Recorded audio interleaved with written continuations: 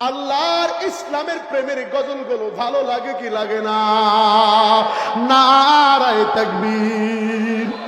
কর্মচারী ডাক দিয়া বলে, হুজুর কিছু আঙ্গুর আমাকে হাদিয়া দেওয়া লাগবে, খুব মনোযোগ। আঙ্গুর নিয়ে কর্মচারী মুহাম্মদ নবীর সামনে হাজির হয়ে গেছে। আল্লাহর নবী ডেকে বলে, কর্মচারী রে, এই আঙ্গুর কোথায় পাইলা?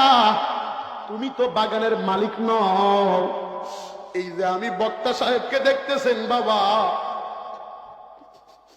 আমি একজন কর্মচারীর সন্তান। কখনো আমি আমার পরিচয় দিতে দ্বিধা বোধ করি না, লজ্জা করি না।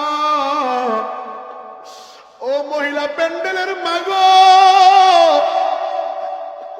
আমার মা মানুষের বাড়ির চাউল ঝাড়িয়া দিছে, আমার মা মানুষের ঘর লেপিয়া দিছে।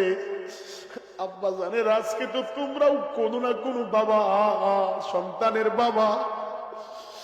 আমার বাবা মানুষের বাড়িতে চাকরি ছিল, বছর কি কামলা ছিল।